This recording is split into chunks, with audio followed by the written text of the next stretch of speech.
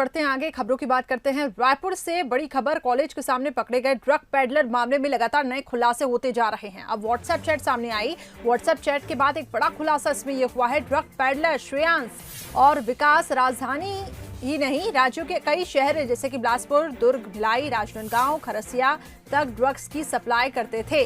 विकास की मोबाइल की जांच के लिए कुछ राजनीतिक पार्टी से जुड़े रसूखदारों के करीबी रिश्तेदारों का नंबर मिला है।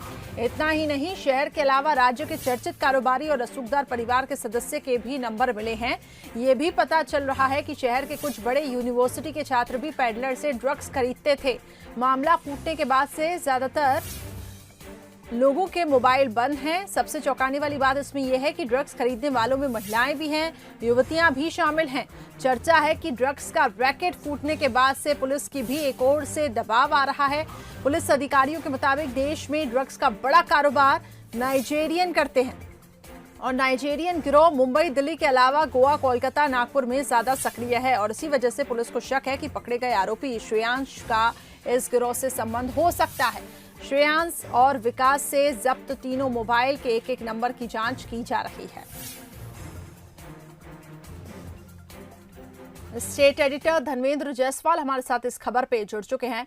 धर्मेंद्र जी, अब नशे के खेल को लेकर जिस तरीके से कई बातें निकलकर सामने आई, पहले तो इसका मुंबई लिंक सामने आया, इसके बाद ये बताया जा रहा है कि एक नाइजीरियन गिरोह भी है जो उसमें शामिल है और ये सिर्फ राजधानी में ही नहीं बल्कि छत्तीसगढ़ के कई ऐसे जिले हैं जहां पे ड्रग्स की सप्लाई होती रही है। तो पुलिस के लिए अब ये चुनौती भी होगी और पुलिस अब किस तरीके से इस पर कार्रवाई करती है ये देखना होगा। क्या अपडेट्स हैं अब तक इस पूरे मामले में?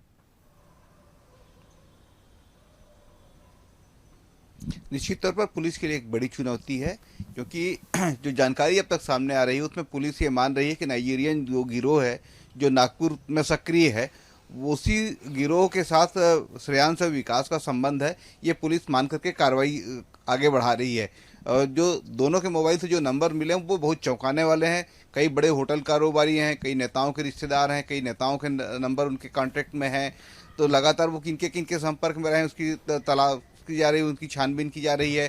किस तरह से उनसे व्हाट्सएप चैटिंग हुई है, किस तरह से उनसे मैसेजिंग हुई है, ये तमाम छानबीन की जा रही है। खरसिया जैसे छोटे शहर में भी बड़े पैमाने पर उनकी जो डिलीवरी रही है वो चौंकाने वाली बात है। वहाँ के बहुत सारे युवा ये दोनों के संपर्क में रहे हैं। कुछ यूनिवर्सिटीज़ के छात्र उनके संपर्क में रहे हैं, कॉलेज के छात्र उनके संपर्क में रहे हैं।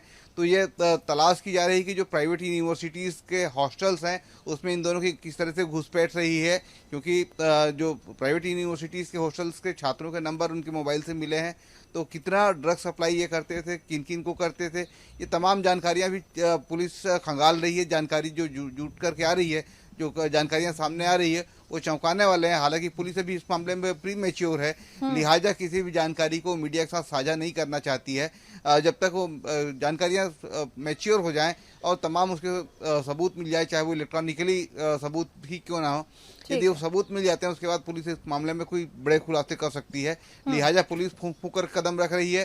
कोशिश ये की जा रही है कि जो उनके संपर्क में है उन तमाम लोगों को ट्रेस किया जाए, उनसे पूछताछ की जाए और उसके बाद ही आगे कोई बात की जाए। जी करिश्मा, अब बहुत बहुत शुक्रिया हमारे साथ धर्मेंद्र जी जुड़ने के लिए। तो निश्चित तौर पे पुलिस के लिए ये चुनौती भी है और देखिए हैरान करने वाली बात इसमें यह है कि कई महिलाएं भी इसमें शामिल है। नेताओं तक अब ये बात पहुंच रही है कि नेता भी इसमें शामिल है। हालांकि अब ये जो ड्रग्स पेडलर है इनके नेटवर्क को खंगाला जा रहा है। पूरी इंफॉर्मेशन अभी कॉन्फिडेंशियल रखी गई है, लेकिन अभी जो अपडेट निकलकर सामने आए हैं वो यही कि नाइजीरियन गिरोह इससे जुड़ा हुआ है। इसके साथ ही मुंबई से भी इसके साथ जुड़े हुए हैं।